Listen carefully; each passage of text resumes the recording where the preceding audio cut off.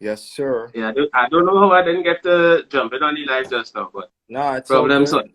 We got you now, and everyone's patiently waiting for us to start this little interview. So I'm Right, just right. gonna. Well, I'm here. I'm here. What's up, everybody? Good afternoon. Good morning if you're If not you're in experiencing Australia, something. Australia, right? Yes, yes, yes. Most right? definitely. Yeah. Um, we actually have an Aussie tuned in. We have. Let me say this on camera.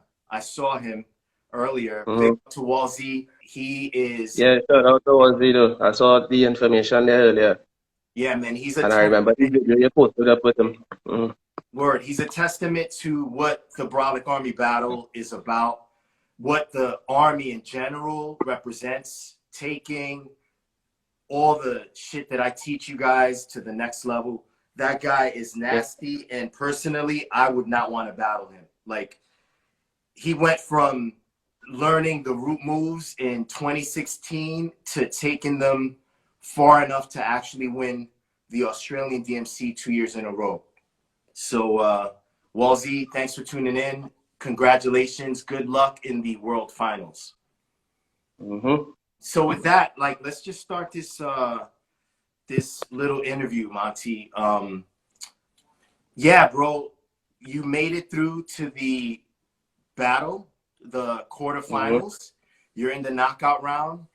Today, you had Mm-hmm. your first competition against Boy Scout, and you won. And Mm-hmm. I'm really impressed, man, and proud of you, and just happy that you made it this far. Hey, man. I'm wondering if maybe you could just share your thoughts on what it felt like, figuring out what you wanted to do for the quarterfinals, or I should say the prelims, and then adjusting your strategy for the quarterfinals. Because obviously the preliminary round is more DMC showcase style. Everybody Yeah, does their stuff, and then in the quarterfinals round, you're actually competing head to head. yeah. So, the first routine that I did was actually thought up 3 weeks before the competition. Mm-hmm. So I said, all right, cool. I will just do as many beat joggers with the breakdown pattern as possible and see how far it takes me. Mm-hmm. Um, I wasn't expecting to be 6C, meaning I didn't expect to be so low. But when I recognized I was that low, then I recognized, well, hey, time to drop big bombs on Right. top the competition. Yeah. So that is what influenced my strategy, and I plan to continue using that strategy to the end. When you say big bombs, like, what do you mean exactly? Like, for people that are watching the interview and are watching the battle and seeing what the DJs are doing, what is your thought process regarding pulling out your routines? Like, obviously you have, and I've been training with you, so I know this, but Mhm. you have routines that you've ranked from best to worst. So Yeah. what goes into pulling out the bombs? Like, what makes a routine bomb material?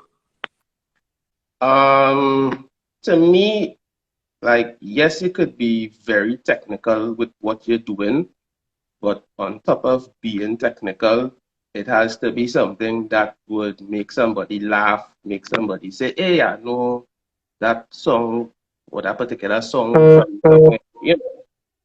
So in the case of the second routine, which I did, I watched the analysis of the judges, and it just so happened to be that I had a routine that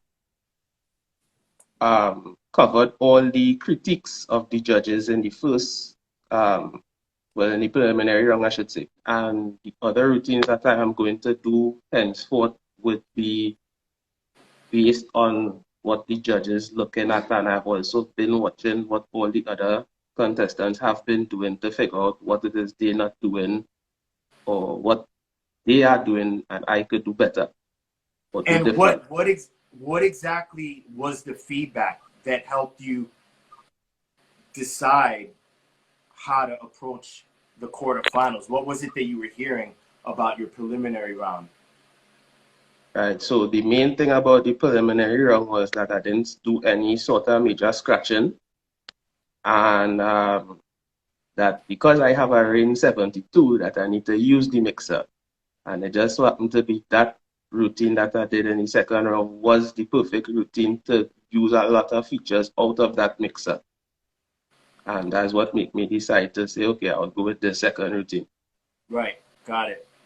And let me ask you this: preparing, like leading up to the battle, what was your idea? Like, was battling what you thought it was going to be now that you're actually in it and you're competing and you're waiting for the judges to get back to you on what it is that you did and all this time that you took composing the routines? Like, does it feel like the way you expected it to feel, or is it different? Similar in certain ways, different in other ways. So, as you would know, I have been preparing for this battle from the day you sent the email stating, right, October 25th, started get ready for it. So I tried my best to prepare 6 routines for this time. And I said, all right, I think I did enough work. I could just sit back and perform. And then I saw the results and the other routines, and here I am still doing Right. still doing adjustment to the routine. So battling is a lot harder than I thought. But the most important thing is that once you have been preparing for it a while, the steps that you may have to make extra would seem a lot smaller when you're actually in the battle compared to when you're trying to think up a lot of things at the last second. Right. Yeah. But And, most importantly, yeah, having a fun time. yeah, it's fun. I mean, at the end of the day, you're in Trinidad Tobago, right? Yeah, So I'm assuming that there aren't many turntablists in your area that do this kind of DJing, right? not many. Yeah. So obviously We you're more having come. fun because, yeah, man, Mm, you're competing against other people and you have this opportunity. Although it's not in person and we're doing it online, you're still interacting with other DJs and although we're all students and I'm mentoring everyone and we're all one army, you know, mm, it is fun to kind of rank and get an idea of where you fit in and how you've been processing the material that I've been showing you and everyone else. Because at the end of the day, I teach everyone the same basic skill sets, but the battle allows us to see who is doing what with those skill sets and who's taking what I teach them further. So I'm sure that's yeah. a fun experience for you. Yeah. Yeah. Most definitely. Most Cool, definitely. cool. Like if you asked me 1 year ago if I could have made a routine like what I did in the second round, I'd tell you, nope. Yeah, yeah, yeah, So growth yeah. has been tremendous. No, you've been killing it, dude. Like something that I always tell people about you is your uncanny ability to take a root move and stretch it so far. You know, like Mm-hmm. I think the this round, like you killed it with that whole martial arts theme that you came with Mm. against Boy Scout. Big shout to Boy Scout, by the way. Another dope Yeah, big shout student. out for that stuff. Um, Yeah. but I feel like in the preliminary round, that Mm. round for me epitomizes your style and your potential and your ability now. Mm. You took the 10 root moves that I teach that I always talk about in my tutorials and you were Mm. just doing more with them. You know what I mean? And I think for a lot of DJs that watch my YouTube tutorials, the DJs that I study with that might struggle with the root moves, what I Yeah. would like to know from you is what was your frame of thought when we started training and I started to impart on you the different group movements? How was it that you went from learning the moves to actually stretching them as far as you have?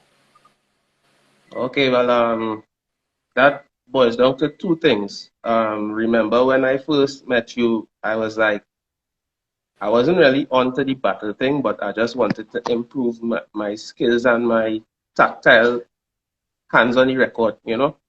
So, um, what would how to describe that? Like, first thing, learn the moves. Yeah. As you and Sinister said the other day, it don't make no sense to go to a math class with a calculator if you can't write on pen and paper. First thing. So you need to know all the root moves. Right. Once you learn the moves, love to make mistakes. That will sound real whack to people, but if you don't make mistakes and try to actually do something other than what Rob show you or what Monty show you, you will only do what Rob or Monty shows you. So I used to be in my room sorry, instead of starting like let's say the swing pattern. So you know you will play the kick, Mm-hmm. the hi-hat, and then crossover. Mm-hmm. I say, all right, let me try to crossover, start with two kicks instead of the kick and the hi-hat. Right. And from there, I started develop patterns. Then I decided, okay, let's say total eclipse rolling fills. You would usually use the kicks to start the rolling fills. Then I started to do it on the hi-hats. Then I started to do it on all kind of other instruments. So you just had to make plenty mistakes. Practice is the place to make mistakes. And in mistakes, you find wonderful things, incredible things. That's the only way I could describe it. At what point do you feel that you started to receive those impulses to not apply a move the way I taught it to you? So what I mean by that is, like you said, let's just talk about the most basic root move, which is the breakdown pattern, root move number one, right? So I Yeah, always tell people, grab Stizo, start from the kick, the one, separate the mm, sounds, and try to mm, keep the breakdown going on the left turntable and the right turntable. That's in verbally, that is the basics of the pattern, right? Then there are the yeah, mechanics. You know, you have to yeah. physically do it. At what point do you say, all right, Rob taught me to do this from the first kick. I'm going to go to the hat or the snare? Um, as soon as you feel comfortable with it, though, as soon as you feel comfortable with it, you know, Yeah. because as I said, it's not something that is a static environment. You have to try different stuff. For me personally, as soon as I figured out how to execute the breakdown pattern in its most basic form, I wouldn't lie to you. I went straight to YouTube, went to your video with the 1992 DMC Championship with the to get funky, and I practiced that for about 5 days straight till I figured Really? out how you, yeah, yeah, That's cool. yeah. I practiced that for 5 days straight till I figured out exactly how you were doing it. Right. And when I figured that out, then I started to figure out what other instruments I could start from or cue from to make another pattern with it. Yeah. Yeah. Obviously, I won't be able to make too much with patterns with to get funky, but once you get the basic pattern of the juggling, you could drop it on an instrumental and try other stuff with it, you know? Yeah, that's interesting, man, because someone may hear that and think, oh, well, he's biting, and isn't biting wrong in hip hop? But as long as you're not going out into the public and doing someone's routine, copying and teaching yourself something that someone else has done is the way you learn. All these art forms, whether it's, you know, martial arts or turntablism, there's someone that comes up with the blueprint, and then you add on to that text by first Yeah, copying and understanding what the moves are, and then depending on your experience, you add on, you bring that with you, and then you add on to the move, and the move grows, whether it's a technique with regards to fighting or with regards to manipulating the turntable. It's really art, and learning through observation, watching someone is really the most rawest, the most basic way to understand how to DJ. And I say that Yeah. with confidence because when I was coming up, there wasn't YouTube, but there were those VHS tapes. Super dating myself right now, but there were those VHS tapes that DMC used to put out. Sometimes people would go to battles and film the Yes. battle, and then the tapes would just spread out amongst the community of DJs. And we used to watch the tapes. And for example, my swing pattern that I taught you was Yes. inspired by a pattern that Aladdin used to do. Yeah. So one pattern that I feel is a favorite of yours that you do, but again, you've managed to kind of build on is the Rock the Bells pattern made popular by Steve D. Yeah. Am I right? I don't want to put words in your mouth. Yeah, it's one of the more go-to patterns for me, but like I just try different stuff. Like it's a famous story you keep telling me and you keep telling all your students. You did the swing pattern and Shortcut was trying to do swing patterns forever Right. and couldn't get it. Right. And I forgot who was the other DJ I said was with him and he was like, yo, it's like, you're not hearing what you're doing? So that's my modus operandi with approaching beat juggling and sets. Just try. You never know what you will end up listening to and record yourself too. Because a lot of times, like there are a lot of beat juggle patterns that I came up with. And because I didn't record myself, I tried to do it again and I couldn't get it. And I was like, damn. Yeah. That You know? happens to everybody. So that's why when I train with students like yourself, I'll film on Skype so that I Yeah. capture those magical moments, because you could do something innately and not really be aware of what your hands are doing, and then go back to try to do it and just that quick forget what the move is. Yeah. So having it on video is important. Yeah. So that's just me. I just try a lot of stuff. So like for example, when I am training, I would pick 20 songs out of my Serato list and try every single beat juggle that I know on it to see what works, what doesn't work, what different pattern I might get out of one song compared to the other. And when I recognize I have to do this here, then I'll put it back on another song to see if that works. So it's constant practicing. And one thing I think I've learned through doing this battle is that this is a lot of crazy prep. Crazy prep. Yeah. And that's what the battle is there for.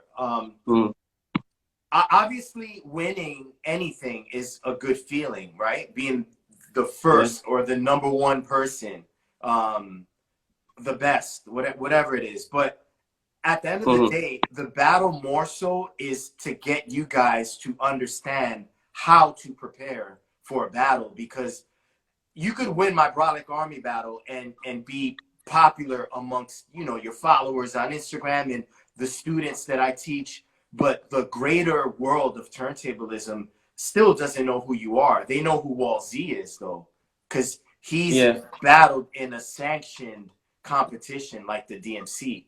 And that is the ultimate goal for DJs like you and I that do all this crazy stuff on turntables. So my battle is a means for you to understand how to practice, what routines work, what routines don't work, so that next season, when DMC rolls around again, you've been through the trenches, you've been exposed to the battle aspect of being judged, competing against another DJ, the pressure of composing a routine, and now the DMC doesn't feel as much of a huge obstacle because you experienced it in my battle.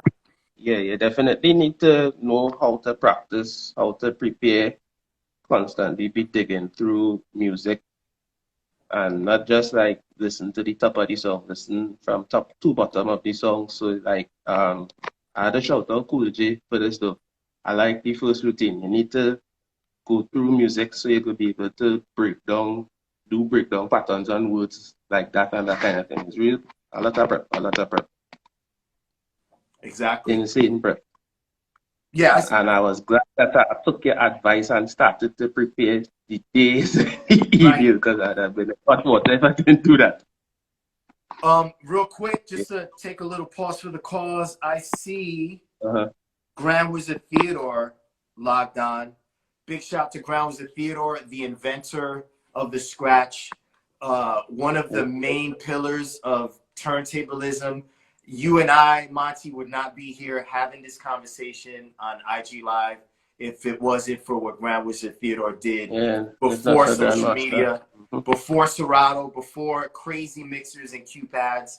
That guy was doing it on analog equipment that was not as good as the kind of equipment that we use today, man. So big shout to Grounds of Theodore. Respect and thanks Yeah. for jumping on our little IG live conversation here. So yeah, yo, another question I want to ask you, Monty, is I guess how was it for you training with me on Skype? Because you know, there are students that I train with in person and have the luxury to drive to my house because they live close enough. And we train in Mhm. person. So that one-to-one exchange of ideas, you can't experience it the same way via Skype, you know? Yeah. So Mhm. is there any advice that you may have for someone, a student of mine that I'm training now currently on Skype that wants to get to your level? How did you connect? How did you manage to like hear my instruction without me being with you physically and apply it? Um, I think that boils down to my foundation in DJing because I've been DJing for about 20 years. It's just that, as you said, unlike in the States, in Trinidad, there isn't many turntablists in the country. But at least the majority of us have a very solid foundation in understanding four count, how to drop on the one, that kind of thing. And basics, very, very, very, very important. Mm-hmm. Because without those basics, a lot of things you showed me wouldn't click to me right away. Right. Yeah. So I would suggest that any DJ learn all the basics and preferably, because I know this is 2020 and it might be difficult to get certain types of equipment, get a pair of turntables and a mixer without MIDI pads. And try to practice as analog as possible because you learn a lot of things that you wouldn't learn from digital equipment. Why do Because you say that? I say that because all right, for example, where I live, there's a tendency, like if you're doing a club residency, for example, to be able to play 30 songs real fast, like 30, 40 seconds tops. If you follow song system, culture, and dancehall and that kind of thing, you would understand where that comes from. The thing about it is that Serato, you could disable the lock decks, so you could switch songs without even stopping the deck. But if you had to do that on record now, you had to take the record off, well, sorry, you had to take the tone arm off, take off the record, put on another record, put the tone arm on the cue, then start to play. Right. And that is when you start to see who really able to operate the machinery and who really quick and who's not. And you need that because if you can operate the equipment, everything that we do will seem like quantum physics after which. Right. Yeah. That's So good point. get your basics straight, real straight, after which then gradually move up and start to learn the techniques. And that goes for scratching, beat juggling, anything, because all of those things work on the same premise of the basics. So in a nutshell, would you advise someone that's watching this interview with you that is interested in DJing and is on the fence about buying two turntables and a mixer or controllers? What would you tell that person? Mm. Um, Firstly, buy what you could afford. can't buy what you can't afford. But whatever you do choose to buy, make sure and learn as much of the basics as you could possibly learn from it as possible. And the greatest thing about it is that YouTube is your friend. YouTube is your friend. Right. Rob has a lot of instruction videos on how to do basic stuff. I was watching your video when you went to MIT, was it? Yes. A university or something like that, yeah, where you was teaching people the basics of the 4 count, jumping on the 1, that kind of thing.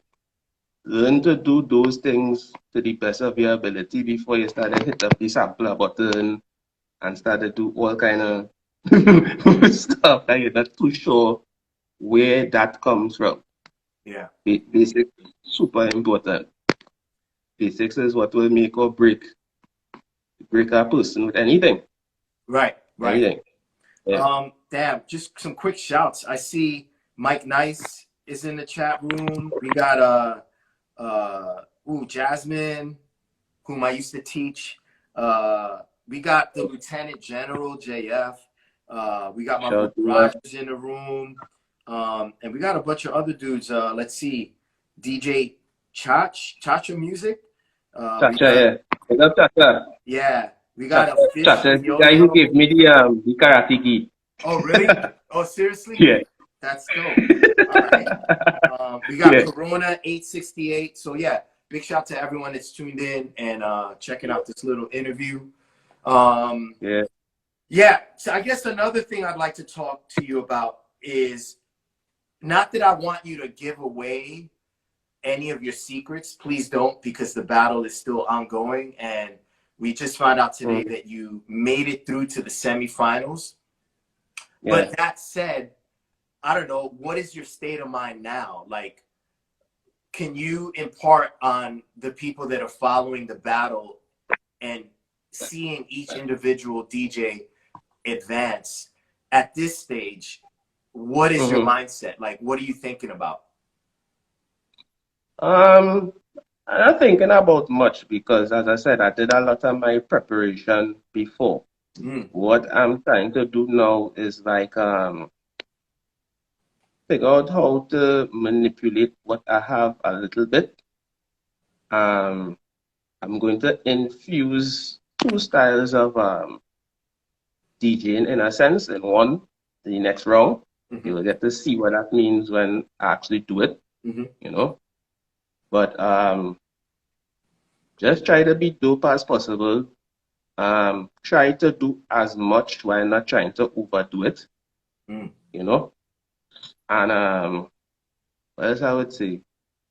Well, let me ask you something real quick. You referenced for the second time in our little conversation the idea that you were already prepared, and almost as if to say, I'm not necessarily shocked that I'm in the semifinals. Like, it's what I expected because I did so much preparation before the battle even started.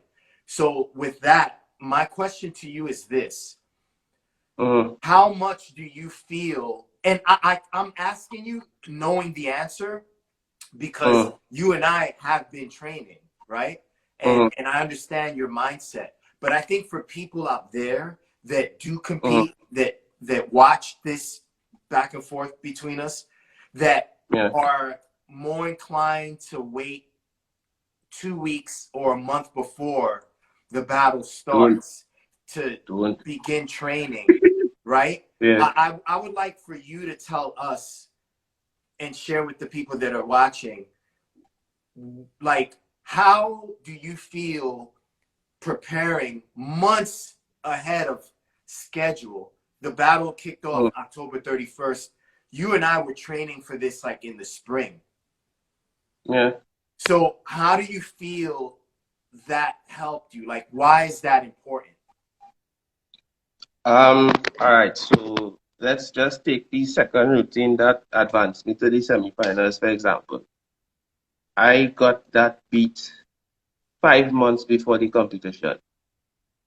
2 months I sat down on that beat, and all I could have done was beat juggles and scratching, and it didn't make no, well, The beat juggles would make sense, but the scratching didn't make no kind of sense. And this is And the then song that you used in the preliminary round, yes?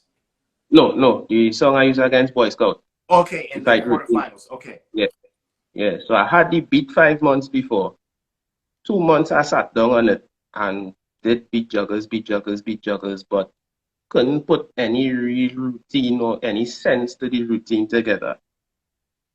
Like 2 months before the competition, I said, you know what?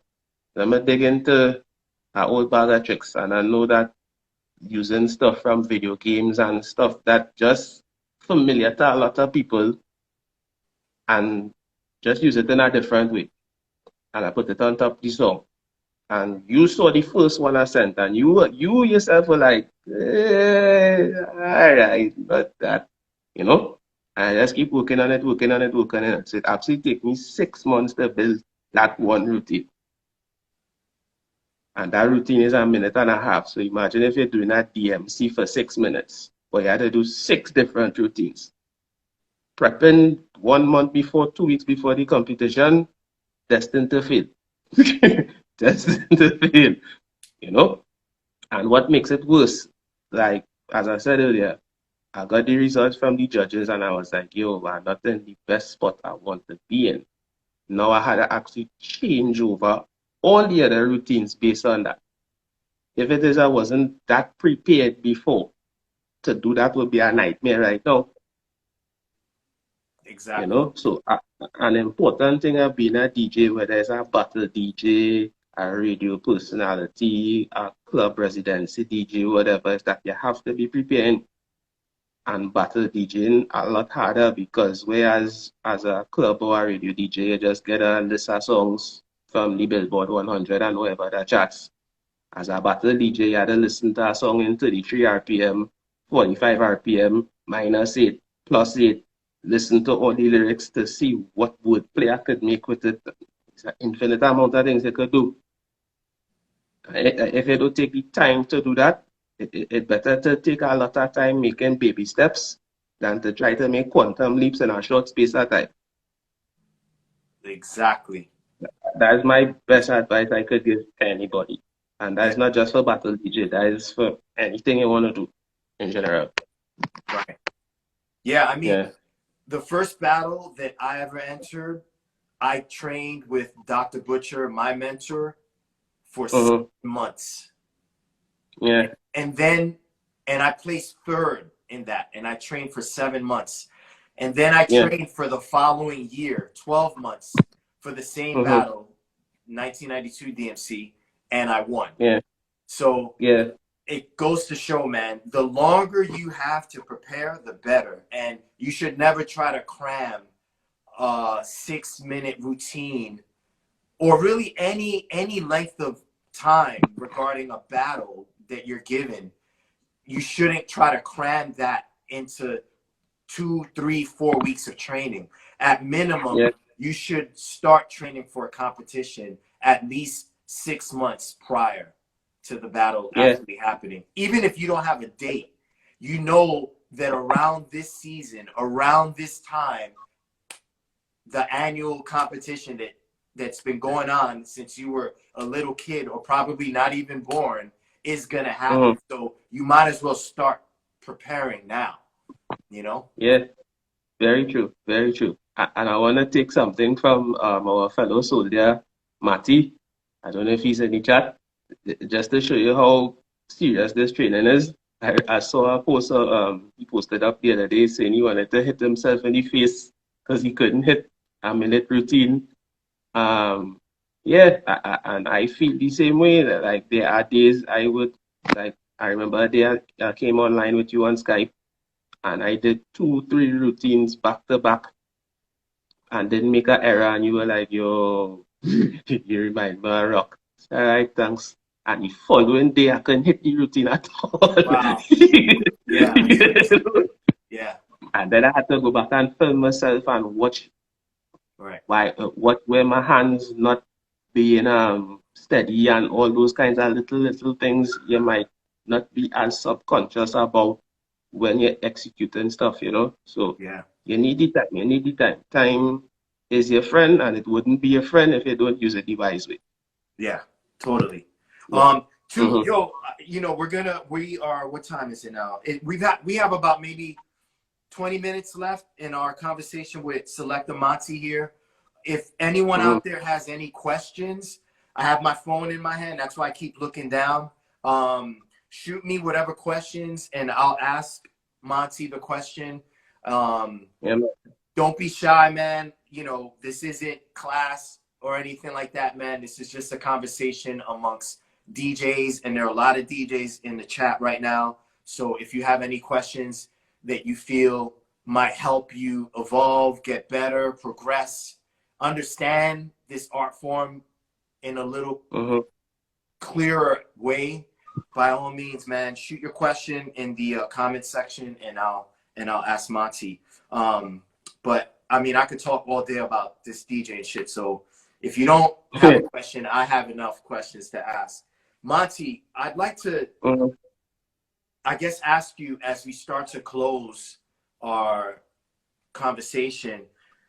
After this battle, win or lose, what are your thoughts about the future regarding you and this art form? Like, are there certain things that you want to accomplish or things that you want to do now that more people know who you are, at least on social media, and you are experiencing yourself as a reputable DJ? Like, you made it through to the quarterfinals of my battle. You didn't get bounced out the first round. Now you're into the semifinals. Obviously, you're good. So now what? After this competition, win or lose?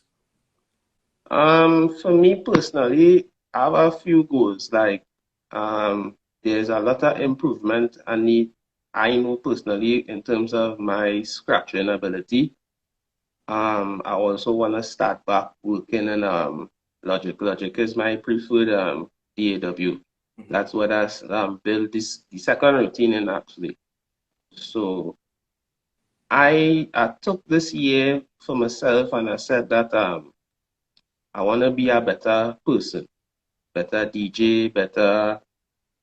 Well, I won't say producer yet. I didn't jump into that totally yet, but I will just use the word for lack of a better word. So better DJ, better producer, better individual on a whole.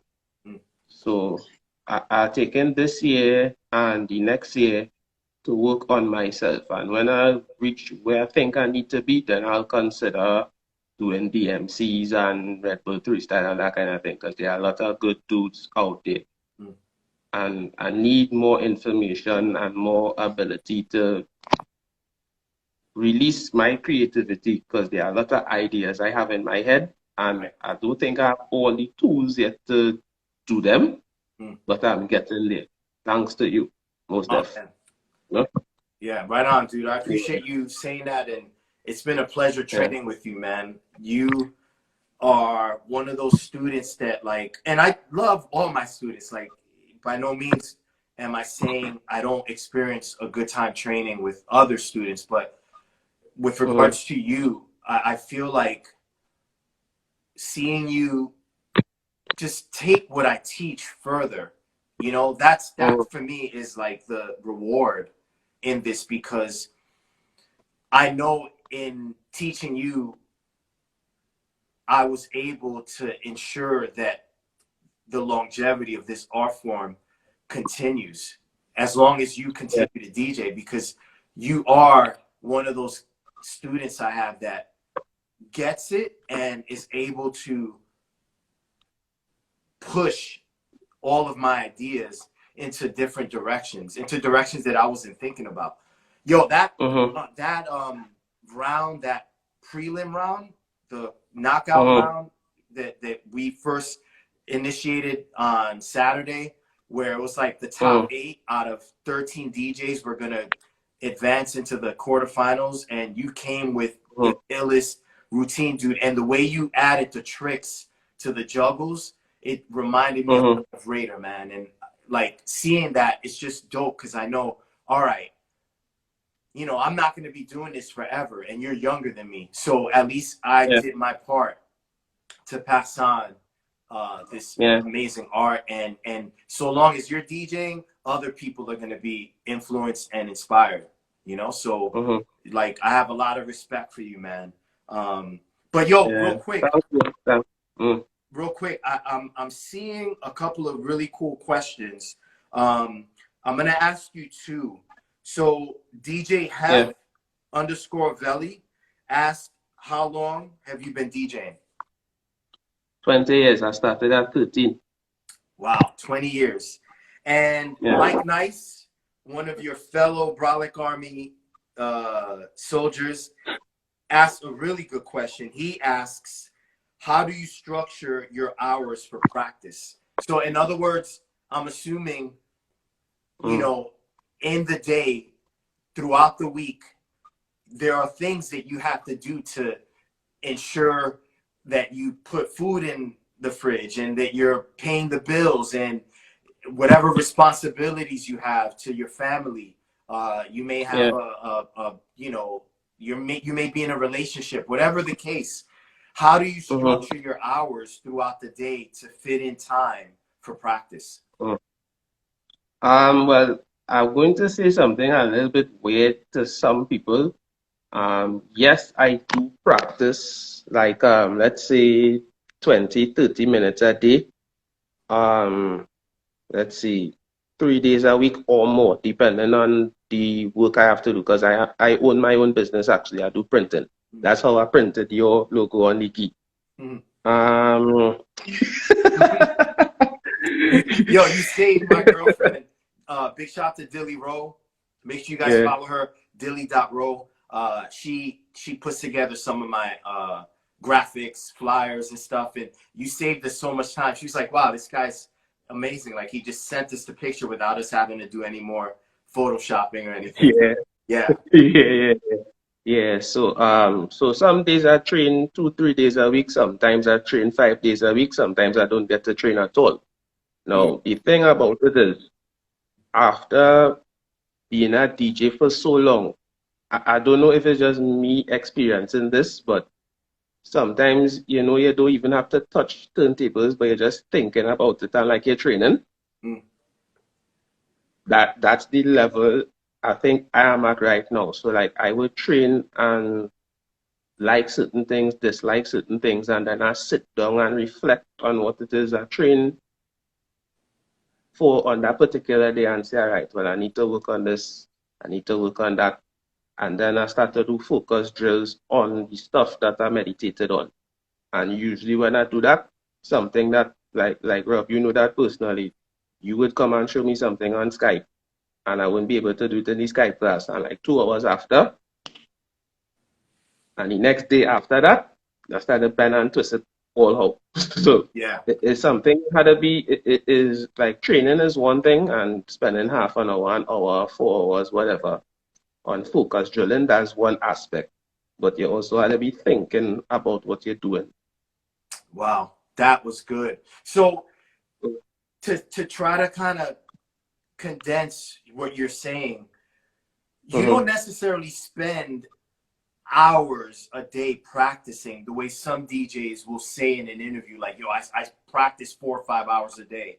You'll practice maybe 30 minutes, but the other time that you have throughout the day, even if you might be doing something that has nothing to do with DJing, you kind of think about movements or patterns or ideas that you could apply to different songs.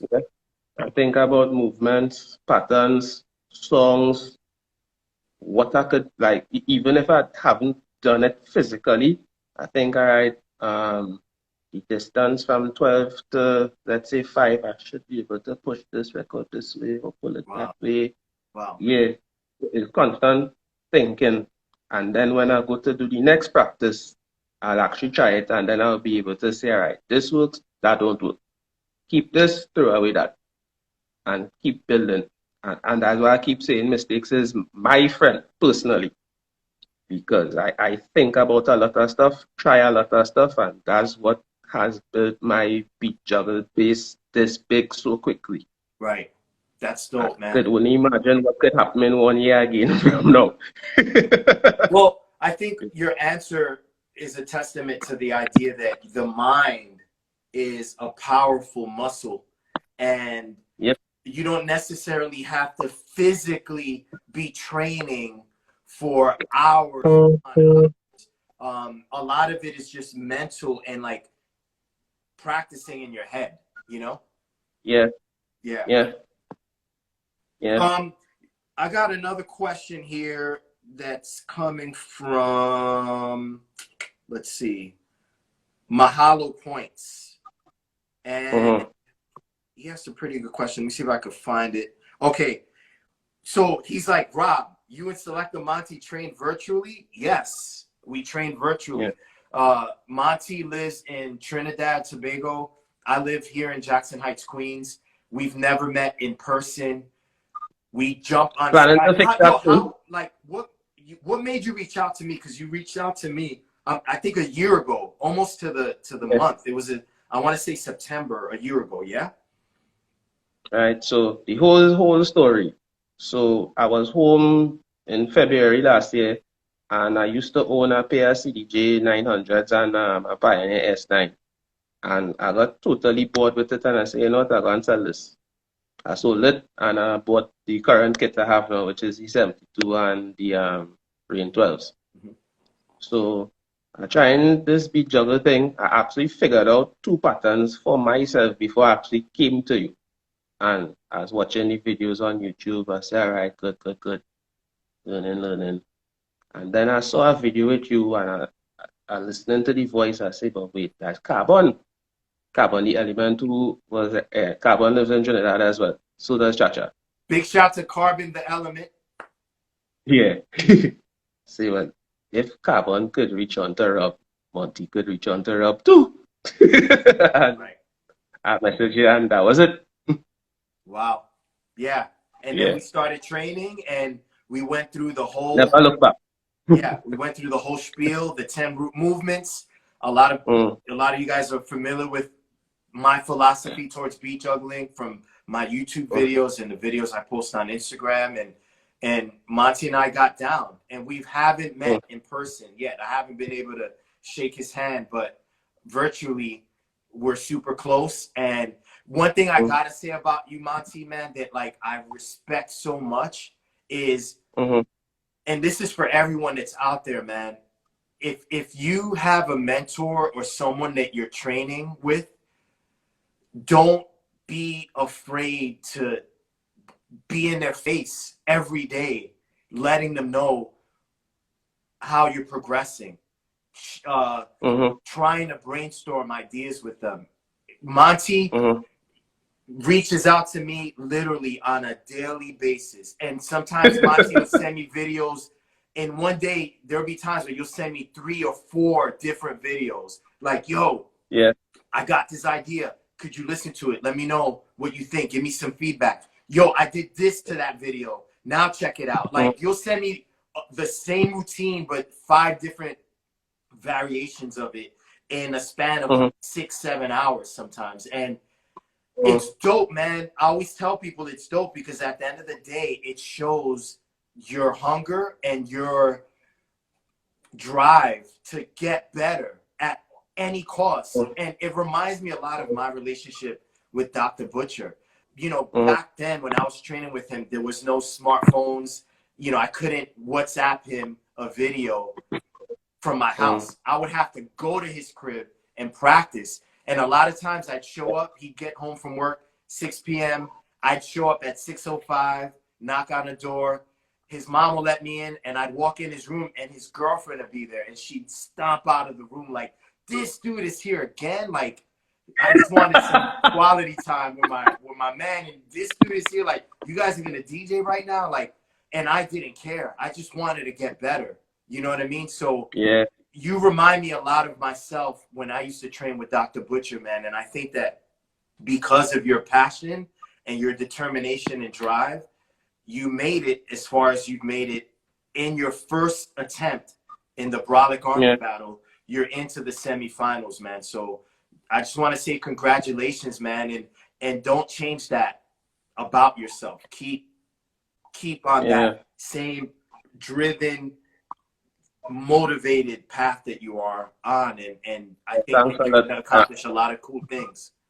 And I want to thank you as well too, because I won't lie, for everybody to know in the group, even I think myself to be annoying at times when I send videos to Rob, because I send so much at times. But it's just like there's so many things. Like I'll be honest, you would show me something, or you might show me one little nuance that I wasn't aware of with how I, let's say, hold the turntables or position my body. And when you show me that, it's like, "Ooh." And from there, everything, the Pandora's box just open, you know? So most definitely get yourself with like-minded people. Always ask questions. How, why, when? Because when you don't ask questions, you won't get answers. Exactly. A truthful and honest question deserves a truthful and honest answer. We always say that. Yeah. Right on, Mm-hmm. man. Yo, our time's up. We're about to hit that hour Yeah. mark. Instagram's going to kick us off soon. So, Monty, congratulations on Mm-hmm. making it this far into the 2020 Yeah, Civil War Brolic Army Battle for Supremacy. mm-hmm. Good luck, man, the rest of the way, dude. I'm not sure who your next opponent's going to be. We still have Tug versus Mike Nice, and we have Mm-hmm. Monty versus DJ ECC. So Mm-hmm. one of those four, you're going to compete against. Do you know the bracket? I can't off the top of my head. I'm on the same side with Cool Okay, Matty, all and right. yeah. So then you might. So I think I have to battle Kuji first, and then I'll meet whoever is on the other side. Okay, got you. Right. And the Cole Yeah. J battle happened yesterday, obviously, and he That's it. advanced. So Yeah. good luck, man. Mm-hmm. Cole J's tough. Cole J's tough, man. So you're really gonna Yeah, have yeah. Shout to Koji. I watch his stuff and I was like, yeah, I yeah. have some work to do.